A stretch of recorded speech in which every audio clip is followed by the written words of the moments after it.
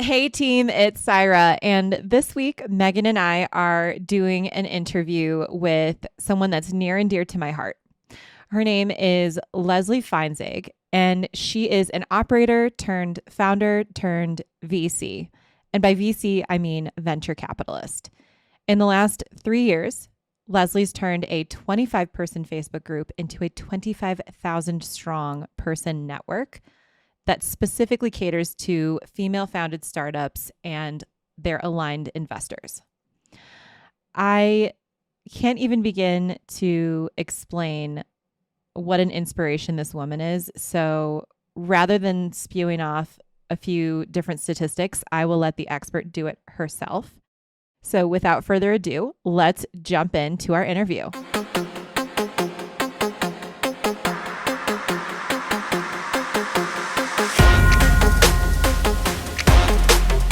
So we are sitting here with the incredible Leslie Feinzeig.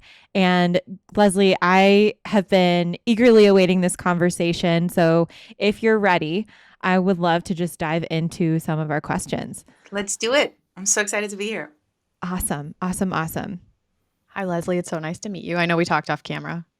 Nice to meet you, Megan. We're both in Seattle, which I kind of adore and love. And it's a sunny day in Seattle, which is We should have done this so rare. You guys should have met up like outside somewhere just to, bask in the glow. I know.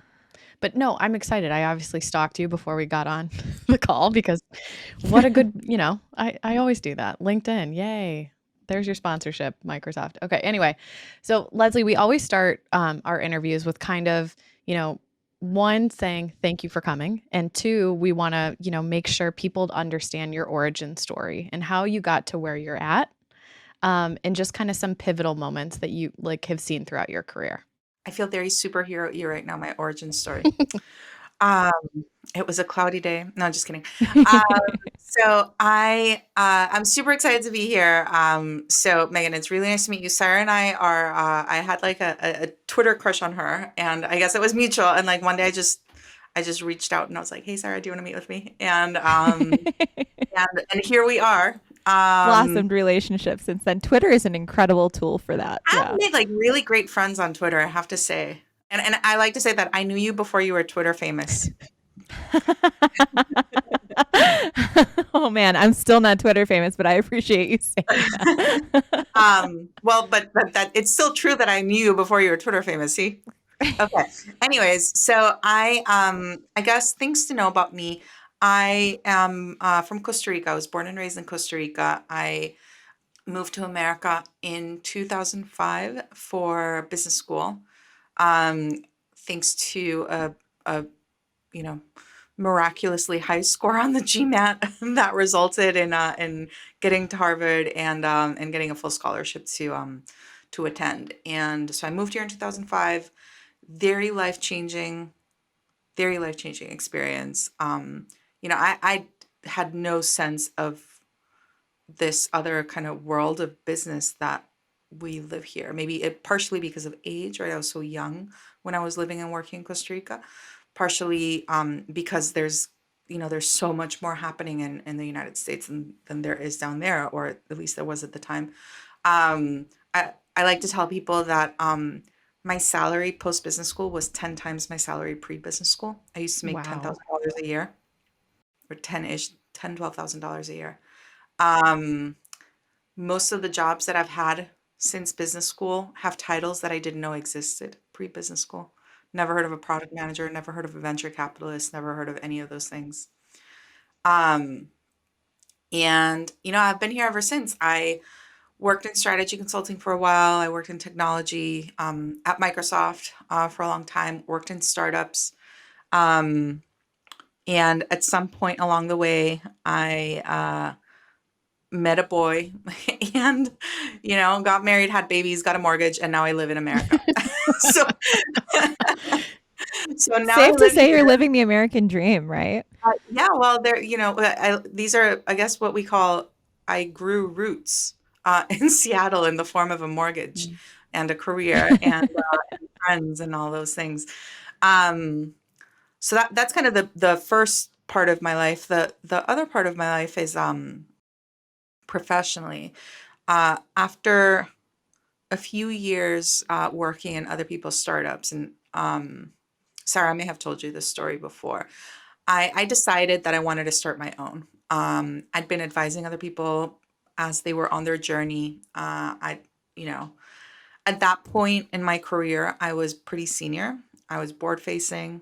I ran large teams. I used to be the person that you hired. I was like the golden resume type of person. And she's a woman and she's Latina, right? Like checked all these boxes. Um, but at some point it just felt like, man, 30 plus years old, I'd really gotten to know myself. I knew, I'm a worker. Like I like to build, I like to launch things, and I was working so hard. And at some point, I just wanted to try it for myself. Like if you're going to give it that much, then I just wanted to try it for myself. And so I also happened to be pregnant at the time, which was it's one of those times when you really, if you let it, right? If you let it, then it really makes you think about what you want for your life and for your family's life. You were So so impassioned during that time. You were tweeting about that stuff. That was what caught my eye about you, how passionate you were about both your family and your future career.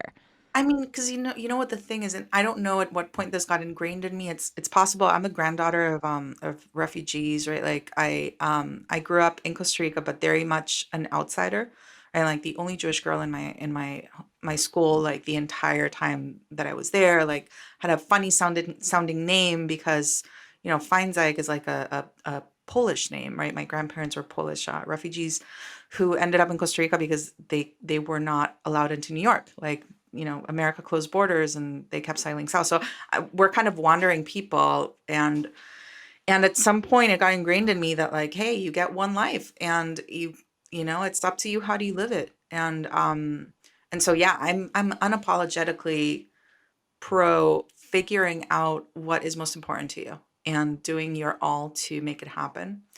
And for me, like that means both having a family and building great things, right? So anyways, pregnant with Dora, number one behind me, um, and left my job, started working on different concepts that I was the type of person who had a list of startup ideas in my wallet. Do you guys keep I a have a list? list. You I have a should. list. That might be Everybody just a you. should. I have like, I don't know. No, I'm not that creative, but I love Leslie, that. that No, resonates with like me. when you Yeah. come up with Yeah. stuff, like okay, write it down, stick it in your wallet. Okay. Does Okay. anyone use wallets anymore? Maybe it's like a No, like you dating. know what? Like write it down on your phone and keep it there forever. No, I think that's excellent advice. Man, that's a good one. That's going to be one of my nuggets from this episode for sure. Well, there are like 12 things in that list that I'd kept in my wallet probably for like a decade. And I just started going down the list and like trying out different things. And eventually I launched a company. It was kind of an education technology or education and gaming company. And it was called Venture Kits. I bootstrapped it right here from this basement where I'm sitting today. I put together paper prototypes. I started selling them. I cold called 350 mommy bloggers around the country, sent Wow. them a picture of me and my baby. And I said, listen, I believe that all kids should experience entrepreneurship so that all kids have an equal chance to become tomorrow's leaders. And this is what I'm doing about it. And I would love it if you would review my product on your blog. And a whole bunch of them did. And this just started kind of snowballing and snowballing. I ended up getting lots of organic press, like lots of, early sales, but really good traction. And the ultimate vision of the company was a software company, right? These were paper prototypes, and I wanted to turn them into something that you would play digitally. And so I needed to hire software engineers. I needed to build my tech startup. And so after a few months of building that traction and building that story, building my pitch, getting ready, I decided to go out and raise venture capital, which I know is what we're talking about today. And I did. I went out on the pitching circuit, the fundraising circuit. Like I did every pitching competition that I could find. And like somebody just said, like, just go pitch everywhere that they will have you. And so I flew to Silicon Valley. I like signed up for everything and I failed. And not only did I fail at fundraising, it was also like just the most bizarre experience. Like I just, at that point I had mentored enough startups. Like I knew that it would be hard, right? Only a small fraction of people who try to raise venture capital actually succeed at it. So I knew that it would be hard, but I thought that it would be fair. And it wasn't. It was minimizing. It was very clear that I was having a different experience for the fact of my gender, and in some cases for the fact of me having a small baby. And there, for what it's worth, and I'm sure that we'll talk about this, Megan, you and I, before or after we're done chatting with Leslie, but there are statistics backing up what Leslie's saying. That's the crazy part about all of this. well, it was around that time. So this is I call it my dark Silicon Valley winter. My dark Silicon Valley winter was 2016, 2017. And as I was out there, like, what is happening here? Like, I swear I'm really smart. Like, what is this, right? As I'm out there, PitchBook published a report, and to my knowledge, that was the first time. I may be wrong about this, but I think that was the first time that they published this data, and it said that the prior year, only 2.19% of venture capital had been invested in female-founded companies like mine. 2.19. Now, if you go to Twitter and you look for at 2.19, that's the Twitter handle I put in right there that day. Oh, that just gave me chills. I actually did not know that's why you did that. That's really cool. The day that I started that Facebook group, I had read on PitchBook that only 2.19% of venture capital have been invested in companies like mine. And at that point, I was like, oh, okay, I get it. Like, it's not me. It's everyone, right? Like, it's not personal. It's systemic. Great. We can fix that, right? Like, I can't fix me. Like, I am who I am, but the system we can tackle. And so I started a Facebook group. And I mean, there was no purpose behind it other than I need a community. I need people to help me navigate this experience, to translate the information that I'm getting into something that I can actually use, to open doors for each other, amplify each other. I started this Facebook group. I called it Female Founders in Seattle. Then I dropped the Seattle and I added Alliance. There were 25 of us that first month, February, March 2017. And some of us started meeting offline, and I went to see who would give me money to keep doing that. And 4 years later, that 25-person Facebook group is a 25,000-person community. Wow. Holy crap. That's incredible. Leslie, this is why I think everyone we interview is a hero, because you are a hero in your own regard. I mean, what an amazing origin story. Yeah, and to lead with such empathy and go through it yourself and be like, F it, I'm going to fix it. I mean, that's inspiring. Well, the big thing, I always wondered, like, how did this group become so big, right? Because I'm not famous. I'm not rich. I do not have it figured out. And I think that it was exactly what I just said. It's like, so many of these communities out there are like, I succeeded. Here's how I did it. You can do it too. I was like, I have no idea what I'm doing. Come figure it out with me. Right? Like, let's lock arms and figure it out together. And I think that like is a really just authentic grassroots community, right? Like, nobody tells you how to succeed because there is no one way, but we're here to figure it out. But passion is sometimes the thing that can guide us, right? And then when you start talking and you get on Twitter and you post it that day, which 219, that is amazing. You post that, you're like, other people start responding, and it just starts to have a groundswell in itself. And because you're so passionate, because it happened to you and you don't want it to happen to your daughters or anyone else in the next generation, it makes sense. You don't need to be rich or famous. It like totally makes sense to me. That clicks.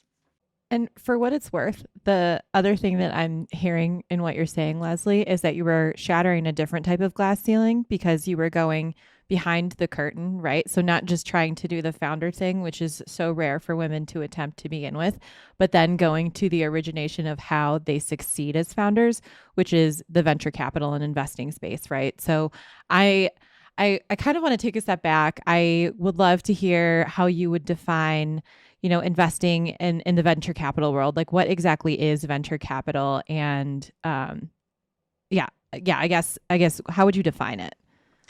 That's a great question. And I think to your point, I've been doing this Female Founders Alliance thing for just over 4 years, and my actual startup died was like a it was like a tribute. Like it sacrificed itself in the name of the Female Founders Alliance because this other thing got so big. And what I realized along the way, right, like FFA now has more than 2,000 companies that are members of the community, 5 to 600 VC funds and angel investors that actively collaborate with us. And what I realized along the way was that, like, if I'm going to dedicate my life to accelerating the success of these women-founded companies, then I'm going to make my livelihood out of it too.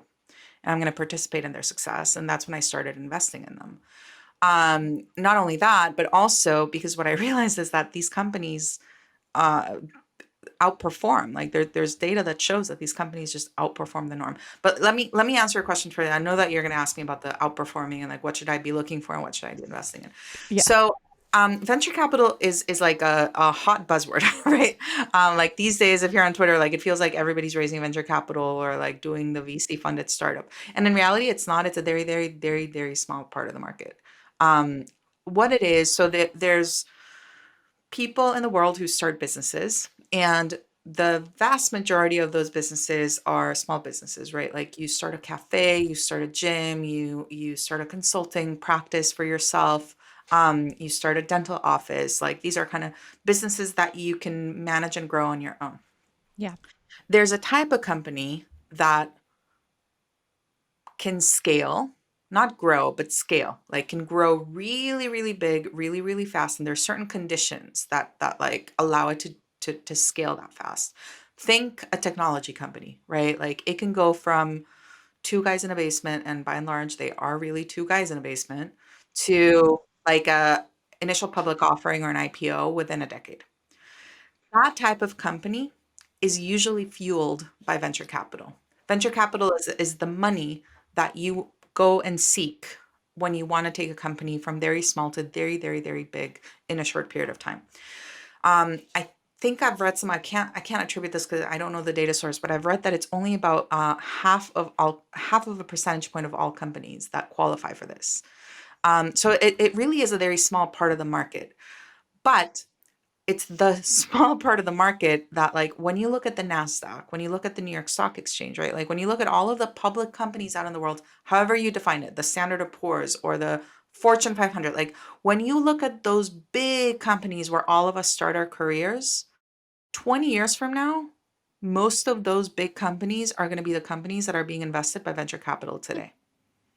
These are the companies that get really, really big and are going to go out in the public market, right? Look at all the big companies that we talk about today: Facebook, Amazon, Microsoft, Google, Twitter, Zoom, Tesla, Uber, Airbnb. All of these giant companies are venture funded companies, and that's only going to accelerate in the next few decades. So when you think about, like, you're looking at a picture of my 2 daughters behind me, okay? When my girls, so they're 5 and 2, when my girls graduate college and they walk into the job fair, what are the companies that are going to be in that job fair? They're the companies that VCs are investing in today, right? Oh, that's a really interesting point that I have never thought about. Yeah, because by then there'll be public companies, hopefully, the ones that have Exactly. They'll be succeeded. giant. They'll be on the way. And so you Yeah. know what's really important? I really care about that 2.19%. I really care about that 2.19% because Yeah. if 98% of that capital today is going to companies that have a founder that looks just one way, then guess what the public markets are going to look like by the time Dora and Ruth graduate from college. So that's my mission in life. My mission for the next 20 years is to populate that job fair with diverse companies. And I do that by investing in venture capital. So Mic drop. Mic drop. that was a mic drop. That That so smoothly. Like that was. I'm gonna like write that in my bio. That was like really. write that on your tombstone, Leslie. That was it. That was it. That was incredible. Leslie, I want to ask you though, for our listeners, last week we interviewed Kinsey Grant, who has started her own company. And, we started our little company here, me and Sai, and she has to remind me that we started a company together because sometimes I forget. But how does someone like me go out in the world and seek VC? Like, where do I go? Who do I talk to? Like, what is that path for someone that's starting a business? You said VC is so small. How do you tap into it? Yeah. So, I mean, the reason you have to figure that out, that like that's part of the reason why so much of it is going to like people who are already in it, right? It's a very kind of relationship type business, like who you know, who you've proven yourself to, like who believes in you. And the fact that most of it is quite homogenous means that it's very, self-reinforcing. So how does an outsider get in? Um, there's lots of events, communities, pitching competitions, workshops that are one Google away, right? So there's lots of ways to kind of step into it and start meeting people. What is really hard is to secure investment when nobody knows you. And so there's kind of two paths to doing that, to like getting investment when nobody knows you. And they're both really hard. So like, but hard is good. Hard is good. If it wasn't hard, everybody would do it. One is get traction in your company. So if your company is like really, really scalable and growing really fast, that is a much easier thing for an investor to get behind. So one is just go and build your company, bootstrap it, figure it out. Two is go work at someone else's startup and get to know that founder, right? Like if you work at a startup that starts to become more successful, you kind of are introduced a lot more into the circles. You kind of get to know people who are in there and start, it's a slower path. But it is kind of a more palatable one. Now, again, all of these things are hard. All of these things are not accessible to everyone, but that's kind of the two ways to go about it. Either like kill it with your company, or which hey, like it's really really hard, or start building, like go get the experience, right?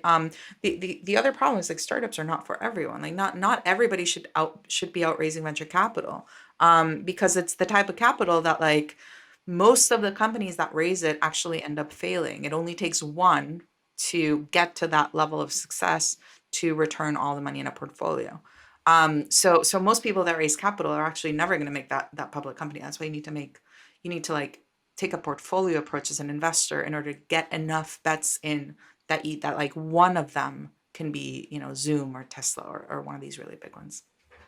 And that's that whole concept that I've heard before, Leslie, of the whole like spray and pray, right? So, like, you invest in a whole bunch of companies and you hope to God that one of them ends up succeeding. And I guess so for myself, I looked at the definition of accredited investor, which is what you have to be in order to participate in the venture capital world, if I'm correct. And so let's say that I fit the definition of accredited investor. How do I get myself involved in that asset class? And do you think that's an asset class that women or people in general should be involved in? Oh, 2000%. Yes. Oh my gosh. I really wish that more people were, but when they do so, I want you to be educated about it. Like, because it can be a little gambly, right? Like it can be a little bit like, there's a lot of hype involved. So you can, it's a type of asset that stays illiquid for a very long period of time. Like you should not expect to see any return for at least 10 years. Versus Which is like, it, which for what it's worth, that's a long time horizon, right? And you don't actually get a valuation on any of the companies that you invest in. Or yeah. if you decide to go into a venture capital firm, they don't give you like returns or anything on I mean, you're basically blinded from your investment until something happens, So right? are Exactly you right. saying like if I were a VC, sorry, I'm going to laymanize this for me. Um, Please, Thank you. please. So if I was a VC and Saira came to me and I gave her money for her company to take them to the next level, I wouldn't see a return on that until a decade. Is that what you're saying? If ever. Yeah, that's Wow. right. If If ever. ever. And how Sarah's talking about it is like the um the VCs themselves have to get their money from somewhere. And they get it from individuals, they get it from family offices, they get it from pension funds, they get it from institutions, from foundations, trusts, right? So the originators of that money, those individuals, those trusts, those family offices, they're not going to see their money for 10 plus years either. So when you bring that down to like, hey, should I, as an individual, invest some of my money into venture capital, and how do I do that and how much? Then you have to think about that. It is a super high potential for return type of investment, right? Like, but it's also a commensurate size risk. So it's I like to tell people, imagine that this is in your personal portfolio, this is on the side of the high risk, high return part of your allocation. So what is that for you? I don't know, like it depends on your age, it depends on how much you have. Like you might decide that you want to do $5,000 a year. You might decide that you want to do $100,000. I don't know, right? Like it really depends on who you are. But first thing is you have to be willing to part with that money. You have to be willing to part with it. And I want to talk about angel investing versus VC investing because they're kind of in the same asset class, but a little bit different. If you're angel investing, that means that you are personally picking companies yourself and investing directly in those companies. If you're VC investing, then you are investing in a venture capital fund that selects those companies for you and kind of diversifies your investment a lot more. And they do it professionally, right? Like they do it full time, they do it for a living, they all kinds of other things. So if you're an angel investor and you're just investing in one company, you have to be like the right number of how much to invest is the number that you're willing to never see back. Just imagine that you're buying something and never seeing it back. And then you may or may not have a windfall at the end of it. That's why you have to diversify it, right? Because this is very high risk investing. So set aside however much you want to invest in high risk, high return, long illiquidity period. And then my recommendation to people is know that number and spread it across a portfolio. Spread it across a number of months or years. Give yourself some, what's this word? Give yourself the opportunity to have discipline around your investment so you can really diversify it and like put it across a number of companies and maximize your odds that one of them will go really, really big. Does that make sense? So now, Absolutely. if you are investing in a fund, the fund does that for you. Now, I think it's for the average person, it is much better to invest in a VC fund than it is to angel invest, because to angel invest properly takes a lot of expertise, takes a lot of time, like takes a lot of access to deals. A lot of companies don't allow small checks directly onto their cap table. So it's another way of saying that they won't even let you invest in them under a certain amount, under $25,000, under $50,000. So it's actually quite hard. So what do people do? They get together in syndicates, like in groups of people, and invest together. They invest through AngelList or different online platforms, Republic, because a lot of companies don't want small checks directly into, like, they don't want to have that many shareholders so early in the life of a company. We can talk about why. I'm not a lawyer, by the way. Like, talk to your lawyer about all this. So That's versus if you invest in a fund, you kind of you're paying a fee for the fund to manage that money for you, to like find hundreds or thousands of companies and select the best ones and then support them so that the chances of success are going to be much higher. So it feels like, Does this all make sense? yes, it does. It feels like to me though, me personally, I'm probably not someone that should put money into a VC just yet. I'm probably looking for VCs, so we should talk. No, I'm just kidding. But it sounds like, I know where they hang out. I mean, we're in Seattle. I was going to say Leslie might be part of that network that we need when we finally launch our company officially, Megan Look, McShane. me and Leslie are Yeah, going to take. I'm your gal. Me and Leslie are going to take a walk around Green Lake. That's all I got to say.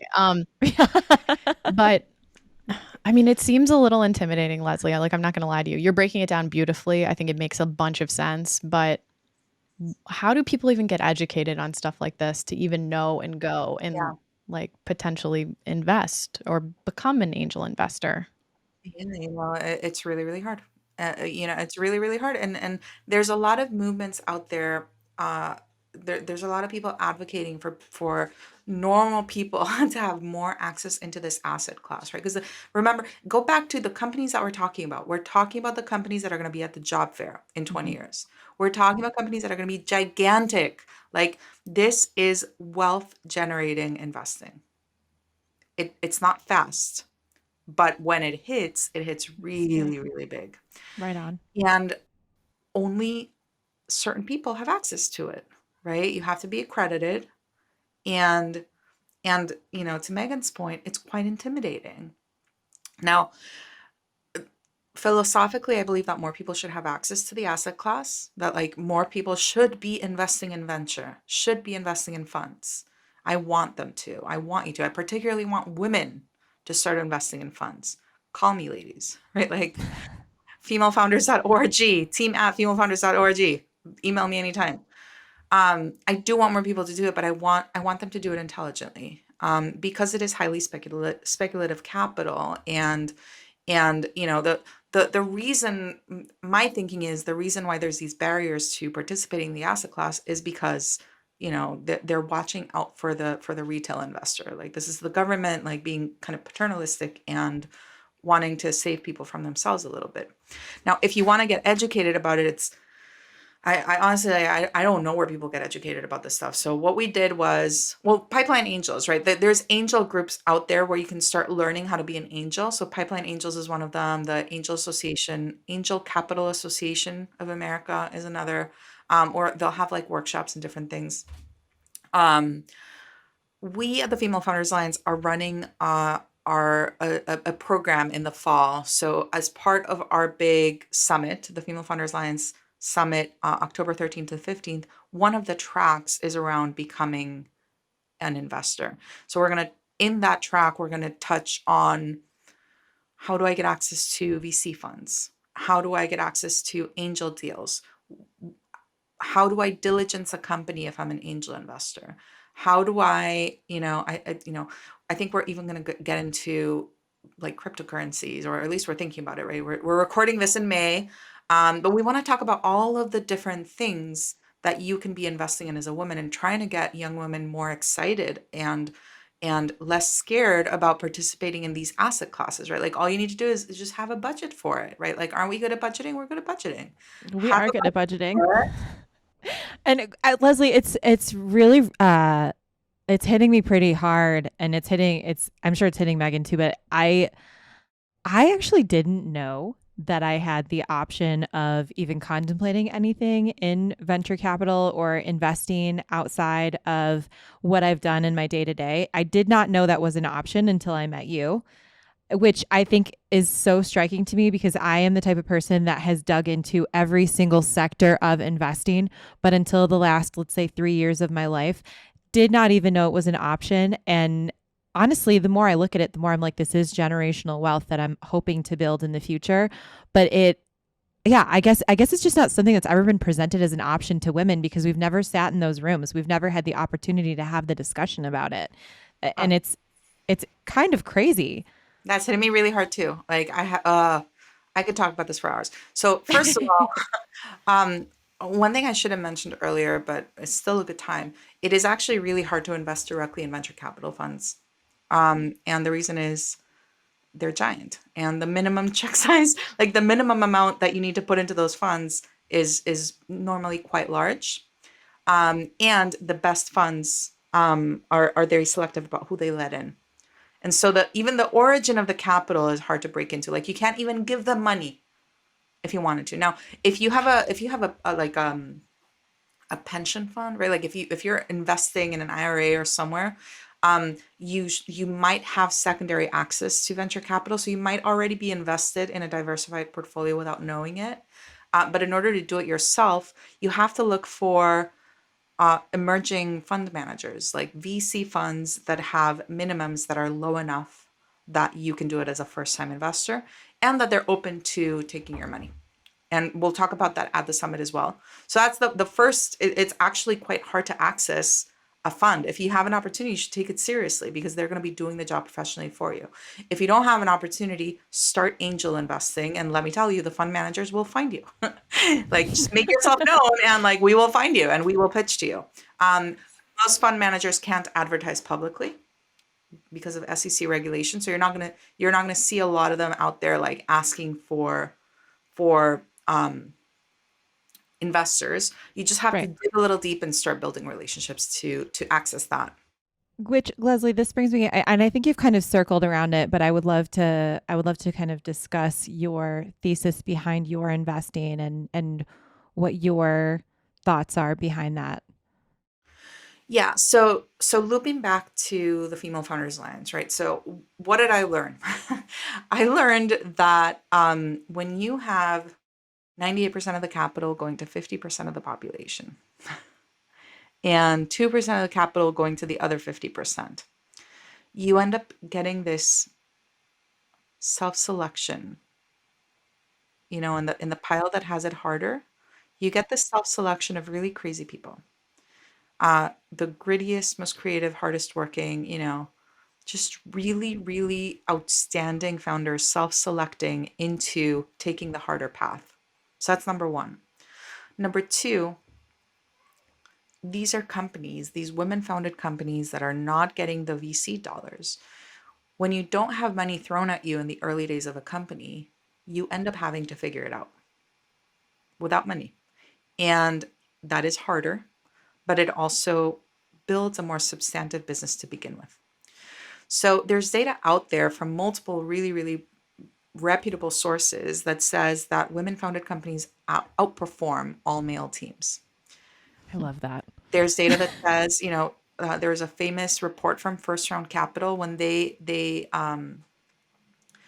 reviewed their own portfolio over its first 10 years, and the companies that had one female founder on them performed 63% higher than the companies that didn't have a single woman on the team. So 63% higher ROI, according to First Round Capital, one of the best known VCs in Silicon Valley. Number two, data from BCG and Mass Challenge, which is a giant accelerator out of Boston.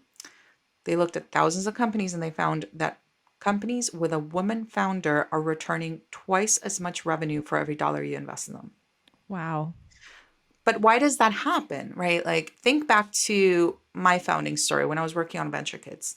I started Venture Kids alone out of my basement with something like $1,000 for my savings.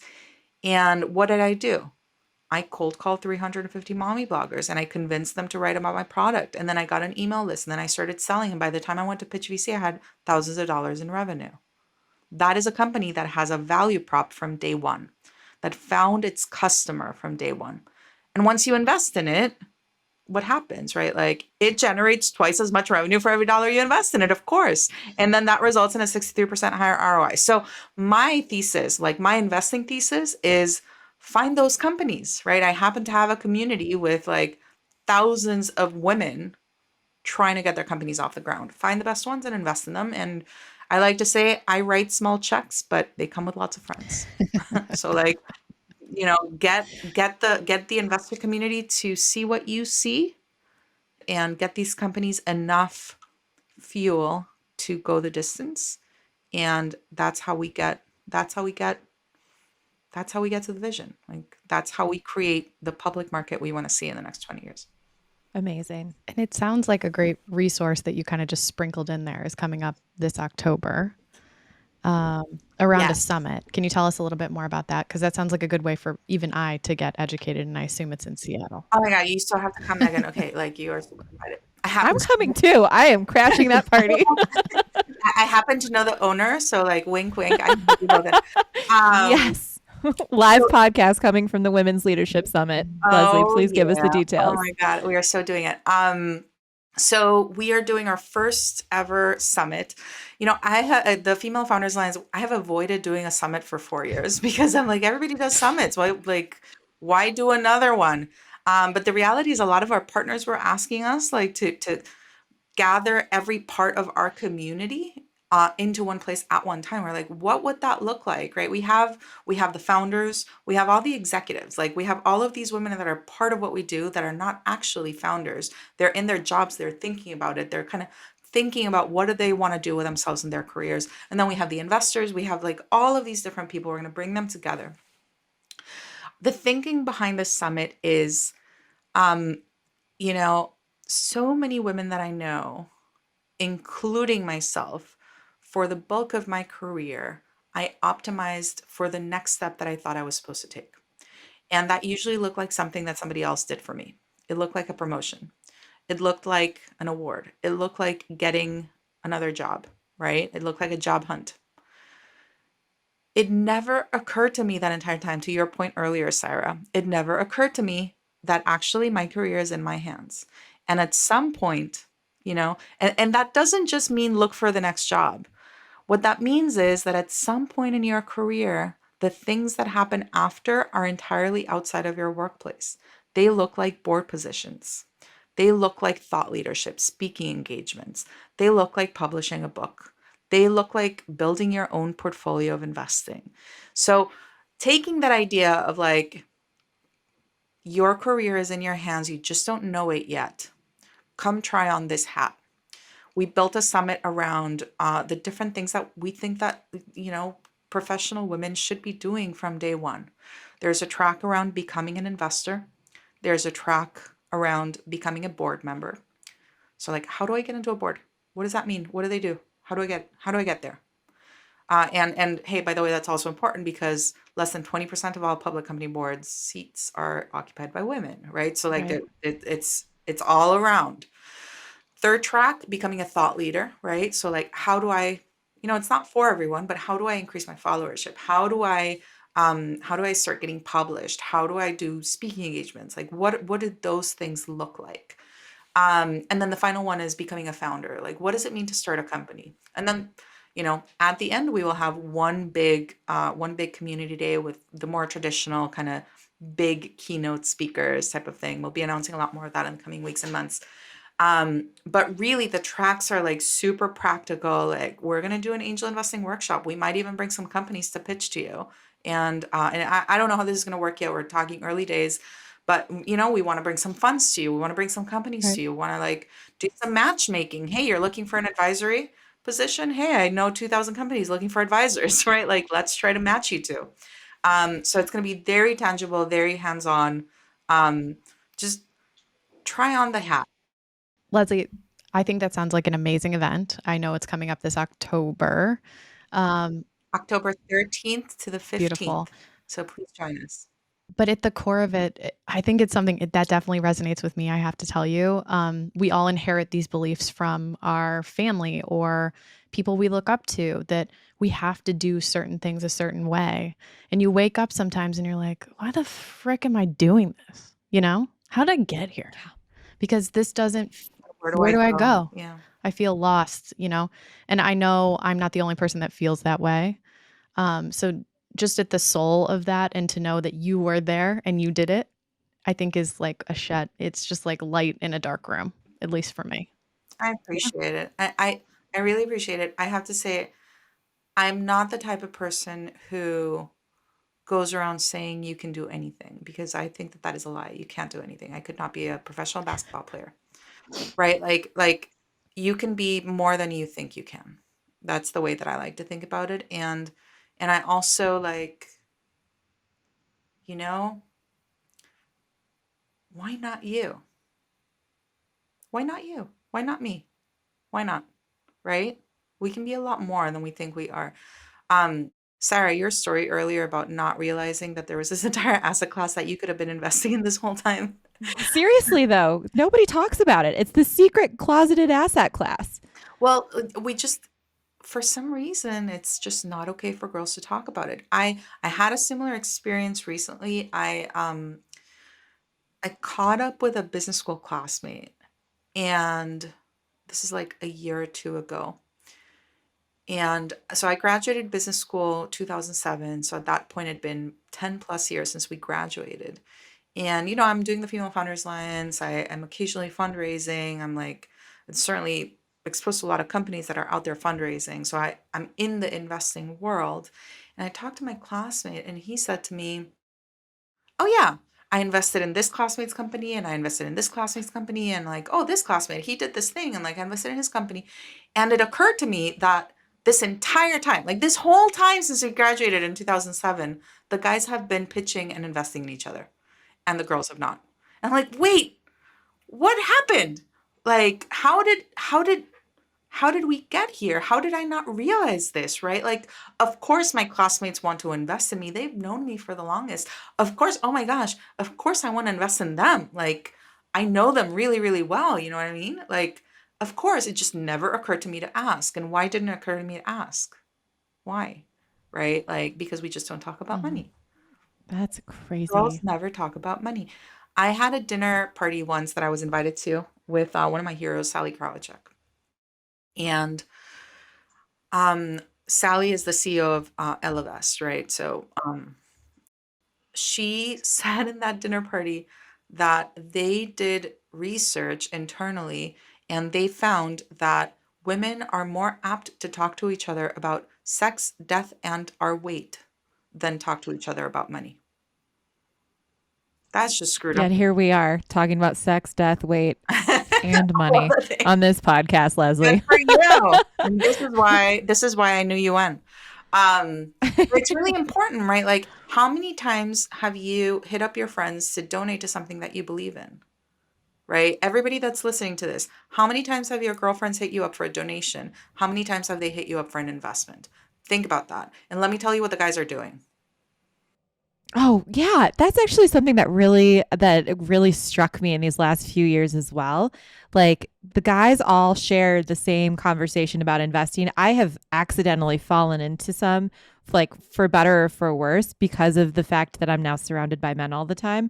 But certainly not something like I turned to Megan and we talk about budgeting occasionally, but I never turned to her and was like, we should invest in this company, Yeah. which is such a common conversation now that I'm, sitting in startup land surrounded by people that do it every single day. That's such a good point, Leslie. It's not only normal, it's encouraged. It's like a good Yeah. thing. Like it's Oh, yeah. exciting. You're bringing opportunities to people versus like for women, we just don't, right? Like I have a friend who is very high net worth, has lots of very high net worth friends. And I asked her if she would make some introductions because I wanted to tell them about the Female Founders Alliance. And she was like, oh, I could never talk to my friends about money.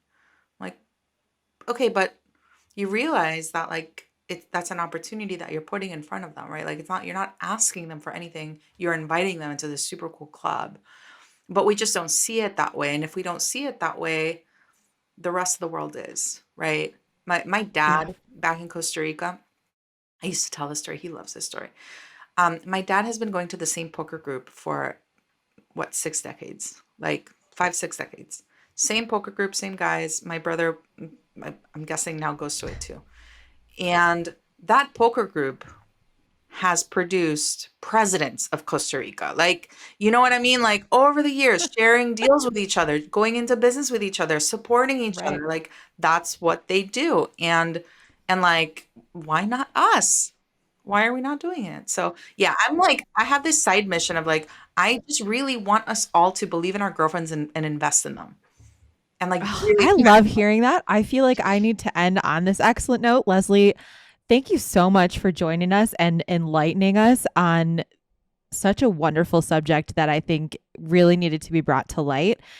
Before we finish wrapping, I would love to have our listeners know where they can reach you, where they can find Female Founders Alliance and learn more about your investing. Absolutely. So you can find out more about the summit on our website at femalefounders.org. Femalefounders.org. We'll put it in your website as well. So we'll share it all across our Twitters and our socials and our Instas. I'm really bad at Insta, by the way. Like I don't follow me on Insta. Like there's nothing. Same. There's like, my messy. Just wait till people start finding me on TikTok. I'm right there with you. But so femalefounders.org. Femalefounders.org. And then there's a form there, but if you want to be a part of the Female Founders Alliance as a founder, there's a form there that you can fill. If you want to be a part of the Female Founders Alliance as an investor in the investor community, learn more about that. Email team@femalefounders.org and mention the podcast. We will look out for it. It's probable that the best way we have of getting you started is the summit itself. But we want more women to start investing and taking it seriously. And so I'm super excited to be here. I love that you guys are doing this podcast. I hope that I did the asset class justice, because I know that you talk about all kinds of different things. So like, everybody, you should be investing in VC a little bit. Okay.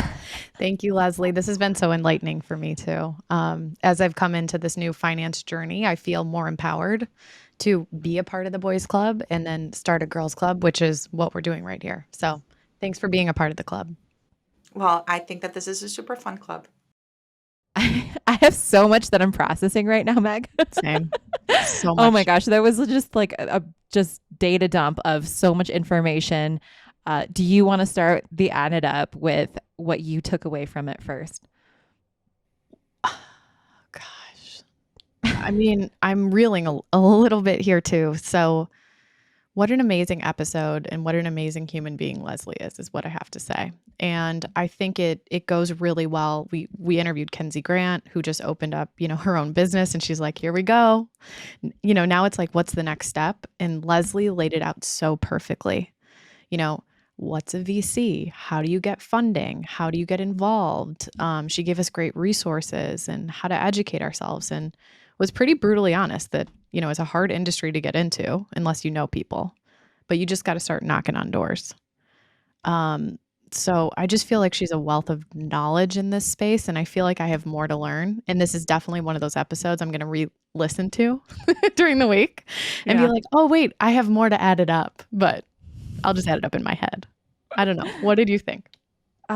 Well, I mean, I took two big things away from her.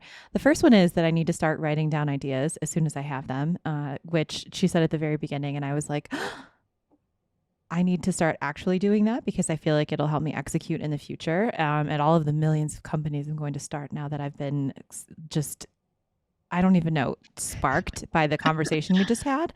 Yeah. And the second thing is what a difficult asset class it is to become involved in.